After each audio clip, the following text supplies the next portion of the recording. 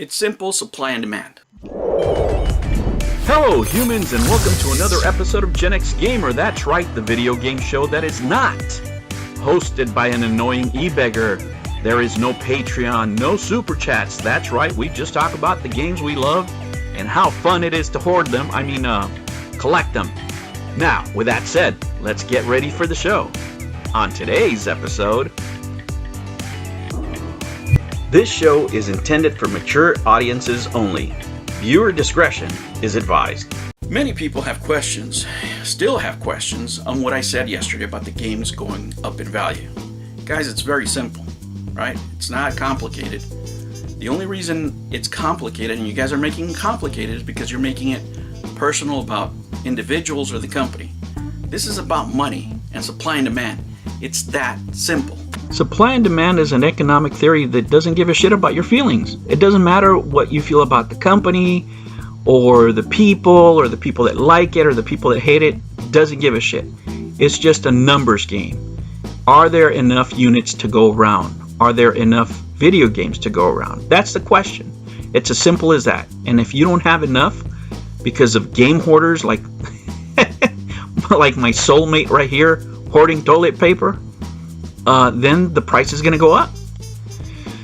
This is Soldier Boy right here when he first got into video gaming and started talking about it. And everybody was making fun of him, right? And they also made fun of him when he bought a soap company.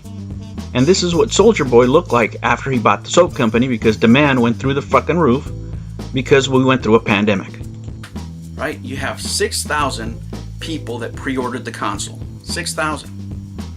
Those people have waited not once, not twice, but 3 times for this console to come out, and they're still holding. Those people have been asking for the games. Whether you believe it or not, it's true. These people wanted the games before the consoles. If you guys follow me, and I know a lot of you are new, but I have been talking about this for months. I predicted this months ago. I didn't come last week and said, hey, these are going to go up in value. I've been saying these were going to be collectible now for a while. The NFT is another catalyst, right? So when I look at an investment, whatever the investment is, you're really just assessing risk, right? I can lose all my money, or I have opportunities to make more money, right? What are my chances of these games going to zero versus what are the chances of these games doubling up?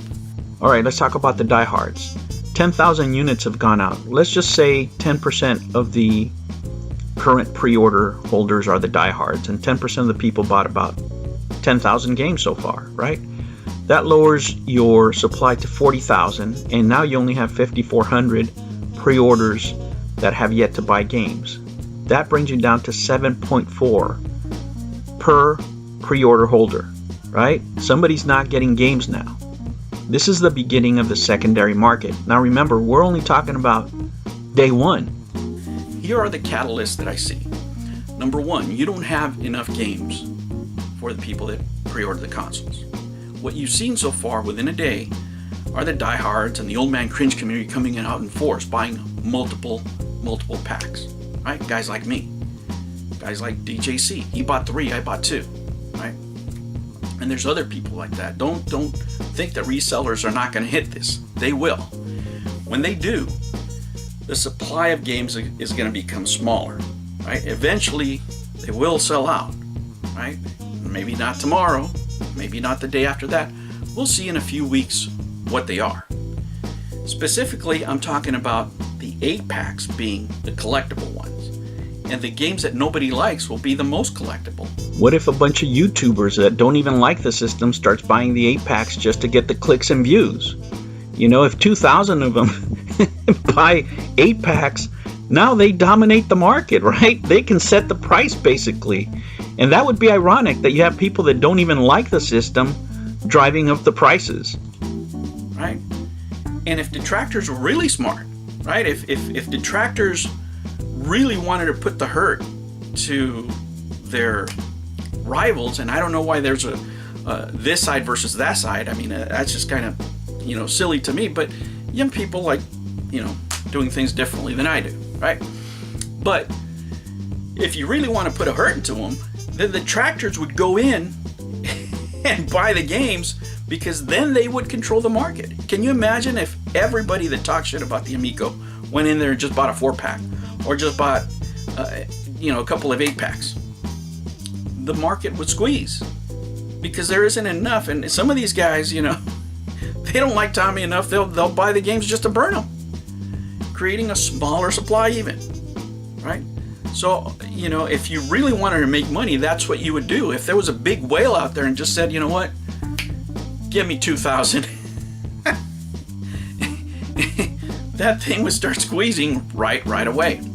So there are many variables that I see in the future that can make the prices rise, right? And being able to flip, these games. Now this is what I paid for both, which comes out to $352.08. I have several options. I can either flip one, right, and keep the other one, which makes it free, and I love the price of free. But let's say they go to the moon and I double them up and I decide not to keep any of them, and I sell them both, right? What happens then? If I sell them both, now I have PlayStation money thanks to Intellivision and the Amico fans. And if you're a detractor and you don't like money, I understand it. If you don't like the company, I understand it, right? But as far as an investment and saying that it's not a good investment, that's where you're wrong. The numbers don't bear your opinion out because there isn't a big enough supply to overcome the demand. It's that simple. And as a matter of fact, let me tell you this. Who's set to win more than anybody else? Let's say that all the detractors are right. You know who's going to make the most amount of money? It's the man who owns the shell. There's only one of them, right? Supply and demand. If the company does well, it's going to be worth money, more money than he paid for it. If the company doesn't do well, for him, I think it would be priceless because of the names that are on there, but it would also be a very collectible item, right? So you don't necessarily have to be a fan of the company or of the people that work there in order to make money. And it's the same for the games. Now there's only 40,000 games as of, this morning, I guess. All right, guys, so you want me to help you understand? I'm helping you understand. These games are $20. They're not that expensive, okay? The only thing is that you're buying them in packs here. That's the only difference. And I think that because they're only $20, it really doesn't matter. I mean, I know that $176 might be a lot of money for a lot of people.